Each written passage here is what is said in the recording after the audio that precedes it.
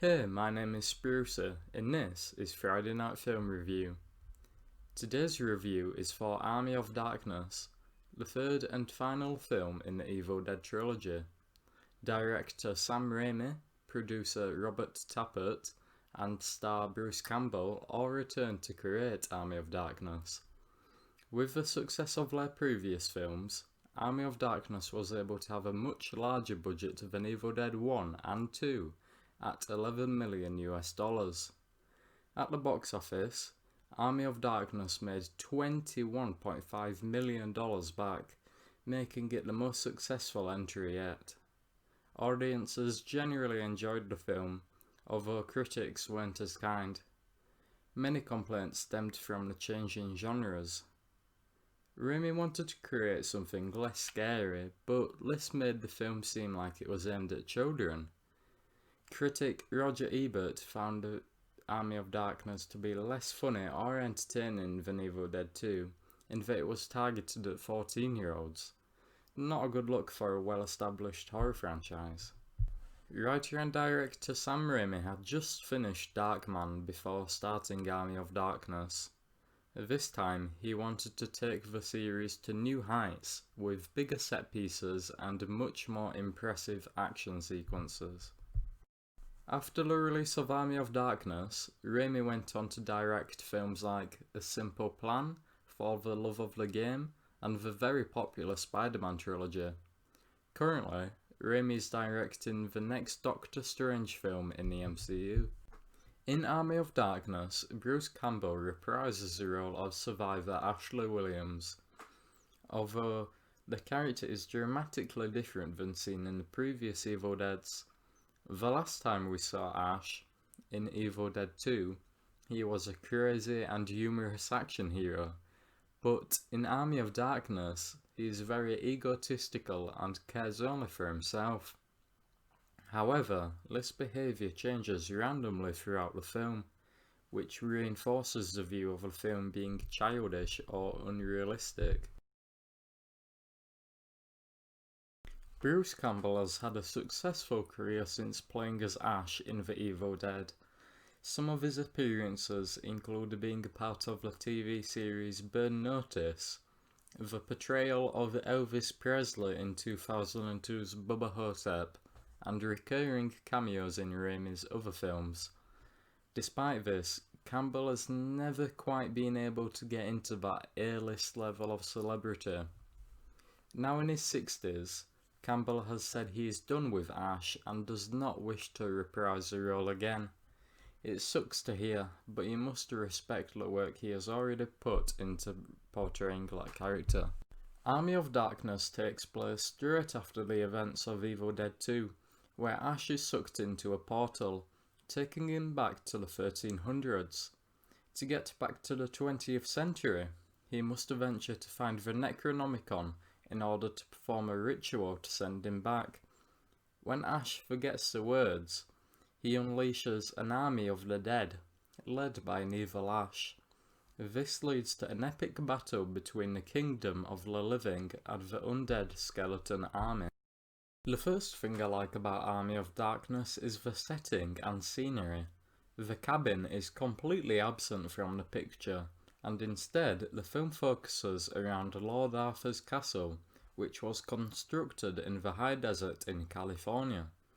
It allows for some amazing wide-angle shots of the castle and nearby explosions, etc. Also, there's a cave that Ash goes to sleep in, which was also used as the entrance for the Batcave in the Batman TV program from the 1960s. Another thing I like about Army of Darkness are the skeletons. These were made by Robert Kurtzman, Greg Nicotero, and Howard Berger, also known as K&B Studios. 10 puppets were crafted for use in the film, but redecorated each time on screen to make it appear like there were actually hundreds. The dozens of skeletons you see in the background of the film were not puppets but female dancers in costume. Just as CGI became more available, it's great to see real people and practical effects being used to animate the Army of the Dead.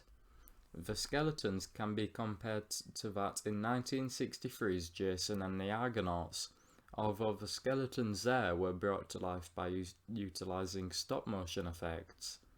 K&B also made what was referred to as the Pit Bitch, who Raimi and Tappert loved the look of. Sam came and he's like, yeah, that's great. Yeah, that's pretty neat. But, and then Bill on cue just leaped out and grabbed Sam. Sam's like, oh, that's horrifying. That's in my movie.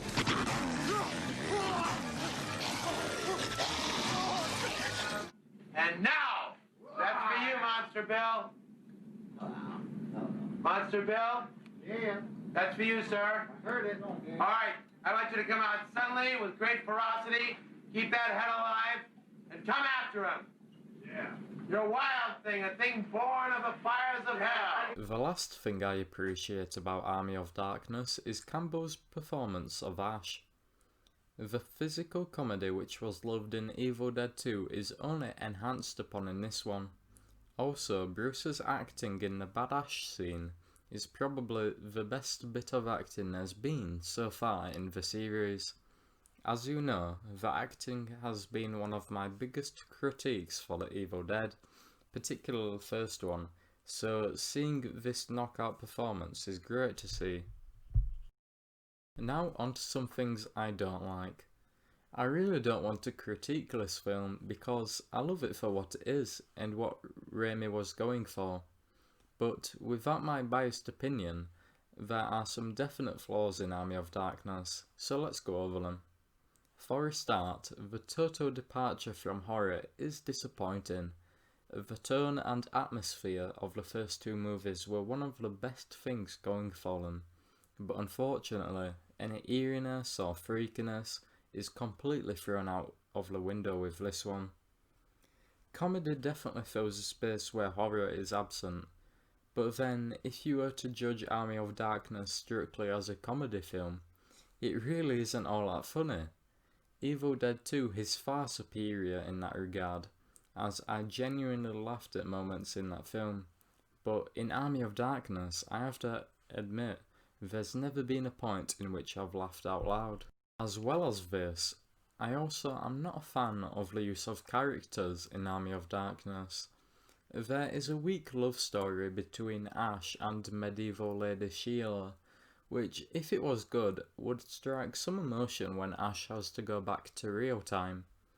Paired with a lack of character building for Duke Henry and his men, and even undead Ash, you can't really latch on to any other character or root for anyone else than Ash, who, as mentioned earlier, has unlikable attributes in this film.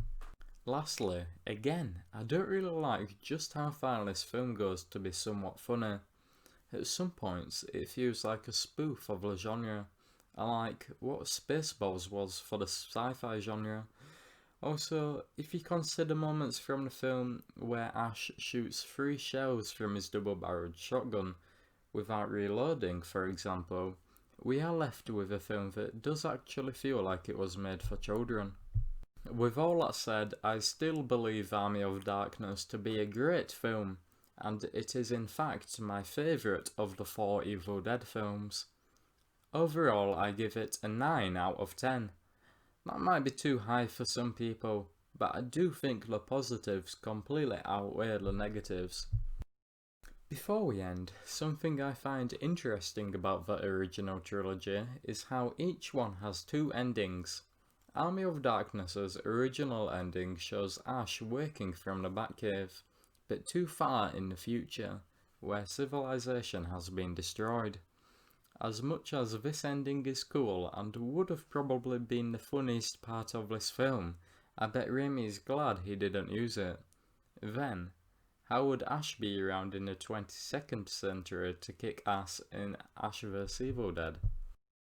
So, there's my review for Army of Darkness, or The Medieval Dead as it's sometimes referred to. I hope you enjoyed, and if you did, please drop a like and subscribe. Next week I'll be putting out 2 reviews, so keep a lookout for that. Also, I could do a review for the Evil Dead trilogy as a whole, so let me know if that sounds like a good idea. Thanks again for watching. My name has been Sprucey, and have a good night.